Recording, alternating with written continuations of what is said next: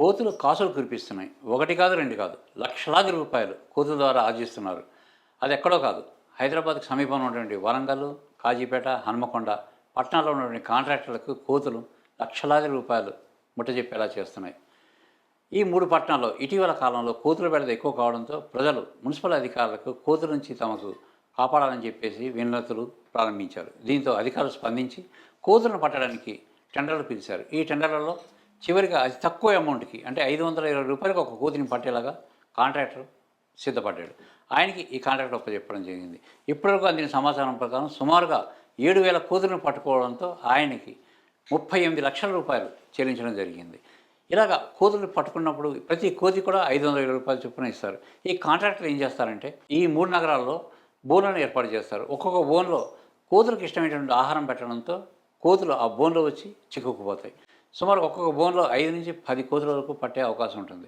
24 గంటలు ఈ బోన్లు పెట్టడంతో కోతులు అందులో ఇరుక్కున్న తర్వాత వాటిని తీసుకొచ్చి జీహెచ్ఎంసీ పరిధిలో ఉన్నటువంటి ఒక మైదానంలో పెద్ద బోన్ ఒకటి ఉండేది, అందులో భద్రపరుస్తారు. సుమారుగా వారం 10 రోజుల పాటు భద్రపరిచిన తర్వాత కోతులను లెక్క కట్టి వాటికి డబ్బులు పేమెంట్ చేయడం జరుగుతుంది. ఈ కోతుల్ని ప్రత్యేకమైన వ్యాన్లలో అంటే బోన్లకు కలిగినటువంటి వ్యాన్లు ఉంటాయి. ఆ వ్యాన్లలో తీసుకొని వరంగల్, హన్మకొండ, కాజీపేట నుంచి సుమారుగా 70-80 కిలోమీటర్ల దూరం ఉన్నటువంటి ఏటూరు నాగారం అటవీ ప్రాంతాలకు తీసుకెళ్లి వాటిని వదిలిపెట్టి వస్తారు.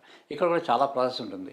ఈ కోతిని నేరుగా తీసుకెళ్లి అటవీ ప్రాంతం వదలడానికి నిబంధనలు అంగీకరించవు. అందుకు వాళ్ళు ఫారెస్ట్ అధికారుల అనుమతి కోరతారు. అనుమతి కోరిన తర్వాత ఇన్ని కోతులు ఉన్నాయి కాబట్టి ఈ కోతిని ఈ ప్రాంతంలో వదులుతున్నామని చెప్పేసి వాళ్ళ దగ్గర అనుమతి తీసుకుంటారు. ఇది నిబంధనల ప్రకారం వాళ్ళకి అనుమతి కూడా ఇవ్వడం జరుగుతుంది. అయిన తర్వాత వాళ్ళు అక్కడ వదిలిపెట్టి మళ్ళీ తిరిగి రావడం జరుగుతుంది. ఇలాగ చూసుకుంటే ఇటీవల కాలంలో ఈ కాంట్రాక్టర్ పట్టిన కోతుల సంఖ్య సుమారుగా 7,000 వరకు ఉంది.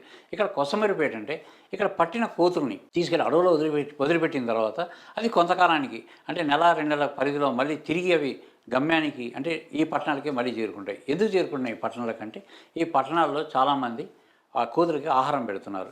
అరటిపళ్ళు కానీ లేదంటే వేరు పళ్ళు కానీ వాటి పెట్టడంతో ఈ ఆహారం కోసం సులువైన ఆహారం దొరుకుతుంది కాబట్టి కోతులు మళ్ళీ నగరబాట పడుతున్నాయి. ఈ నగరబాట పట్టడానికి ప్రధాన కారణం నగరవాసులు అని చెప్పేసి అధికారులు వాపోతున్నారు. అయితే ఎవరు కూడా ఈ గోడు పట్టించుకోవట్లేదు. ఏమైనప్పటికీ అడవుల్లో పోయి పళ్ళు సేకరించి తినడం కంటే కోతులకి ప్రజలు పెట్టే ఆహారం అందుబాటులో ఉంటుంది కాబట్టి నగరాల బాట పడుతున్నాయి. ప్రస్తుతం ఈ నగరాల బాట పట్టడం ఈ కాంట్రాక్ట్ డబ్బులు ఇవ్వడం అనేది తలకు మించిన భారంగా మారుతుంది. వరంగల్ మున్సిపాలిటీకి సుమారుగా 37-38 లక్షల రూపాయలు ఈ కోతులను పట్టడానికి ఉపయోగిస్తున్నారు. ప్రస్తుతం ఈ వ్యాపారం అయితే కాంట్రాక్టులకైతే లక్షలాది రూపాయలు కురిపిస్తున్నాయి.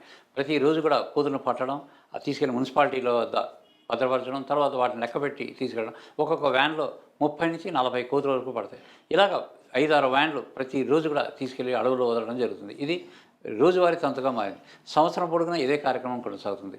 దీన్ని అరికట్టాలంటే ప్రధానంగా నగరవాసుల మార్పు రావాలని చెప్పేసి అధికారులు కోరుతున్నారు.